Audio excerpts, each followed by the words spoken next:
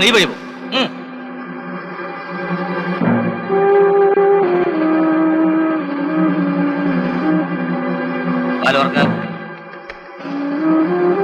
ഓർക്കാൻ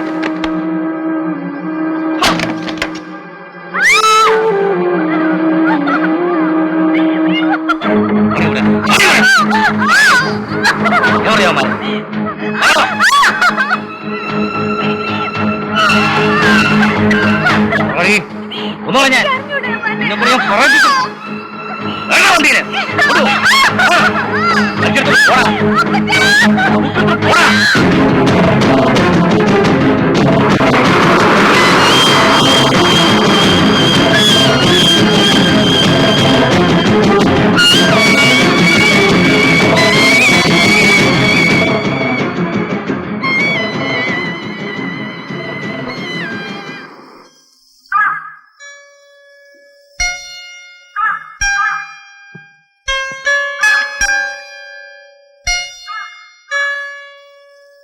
വെളിച്ചമെത്തി.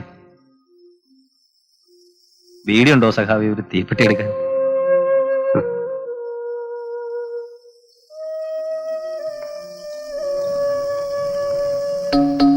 എന്താ T K ഇതിന്റെ ഒരു അവസാനം?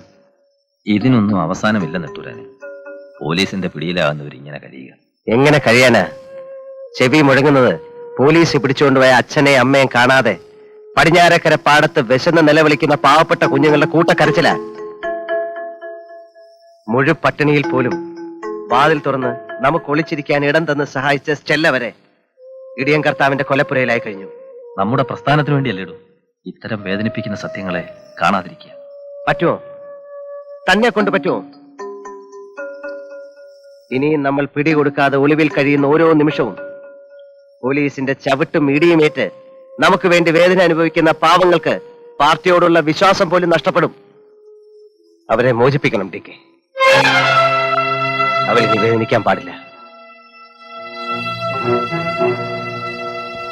നമുക്ക് പിടികൊടുക്കാം.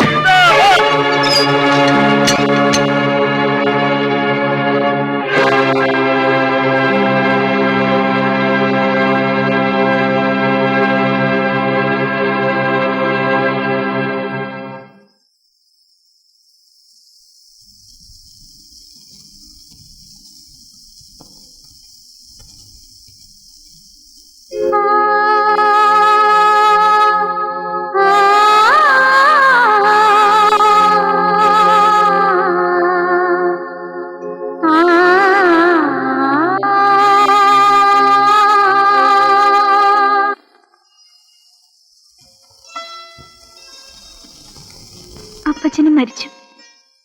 ആരുമില്ലാതായപ്പോ എനിക്ക് വയറ്റിൽ കിട്ടിയ കൂട്ടാണിവൻ. അന്തോണിച്ചനെ വിവരം അറിയിക്കാൻ ഞാൻ സ്റ്റേഷനിൽ വന്നു. പോലീസുകാർ എന്നെ ചീത്ത പറഞ്ഞു ഓടിച്ചു. എനിക്ക് എന്ത് ചെയ്യാൻ പറ്റും നെട്ടൂരാനെ? ഇവനെ നശിപ്പിക്കാൻ എനിക്ക് മനസ്സ് വന്നില്ല. അച്ഛനെ കണ്ട് കുമ്പസരിച്ചു. അങ്ങനെ മലബാറിലെ മഠത്തിൽ പോയത്. ആരെയും ഒന്നും അറിയിക്കാതെ, ആരുടെ ഒരു വിവരം അറിയാതെ മഠത്തിലെ സ്നേഹത്തിന്റെ മതിലിനുള്ളിൽ ഞാനിവനെ പ്രസവിച്ചു. 6 കൊല്ലമായി ഞാനവിടെ ജോലി ചെയ്ത് കഴിയുകയായിരുന്നു. നിങ്ങൾ പുറത്തിറങ്ങിയ വിവരം 2 ദിവസം മുമ്പാ അറിഞ്ഞത്. അങ്ങനെ ഇവിടെ ഓടിയെത്തിയത്. ഇപ്പോ ദാ ഇങ്ങനെ.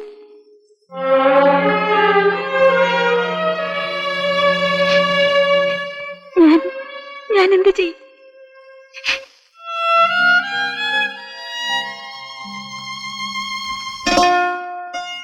ഒന്നും മനഃപൂർവ്വം ചെയ്തല്ല സ്റ്റെല്ല.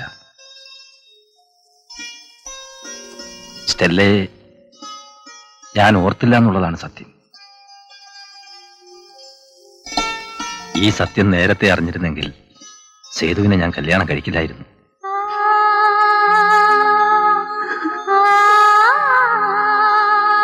കുറച്ച് രൂപയുണ്ട്, തൽക്കാലം ഇതിരിക്കട്ടെ. അറിയാതെ പറ്റിപ്പോയ തെറ്റിന് പ്രായശ്ചിത്തം ചെയ്യാൻ എന്നെ അനുവദിക്കണം. സ്റ്റെല്ല ഇത് വാങ്ങിക്കണം. മനസ്സിൽ സ്നേഹമില്ലാഞ്ഞല്ല, ഇതേ എനിക്കിപ്പോ ചെയ്യാൻ പറ്റും. വാങ്ങിക്ക് സ്റ്റെല്ല. സ്റ്റെല്ലയ്ക്ക് ഇനി ഒരു ജീവിതമെങ്കിലും ഉണ്ടാക്കി തന്ന് കുറ്റബോധം മാറ്റാൻ DK സഹായിക്കണം. എല്ലാറ്റിനും അന്നമ്മയും ഞാനും ഉണ്ട് തന്റെ കൂടെ. മനസ്സുകൊണ്ട് DKയും.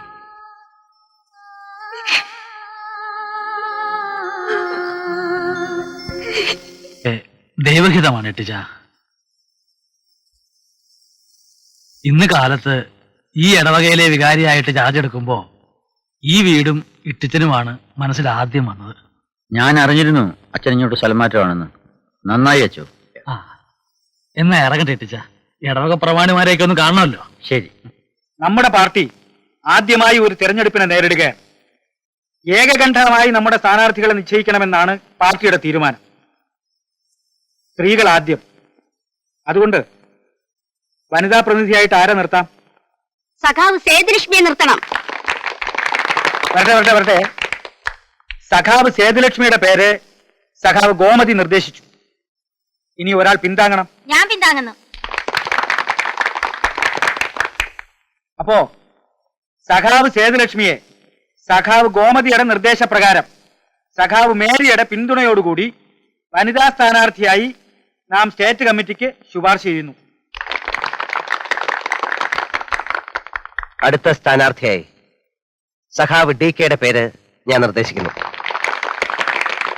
സഖാവിനെ ഞാൻ സപ്പോർട്ട് ചെയ്യുന്നു.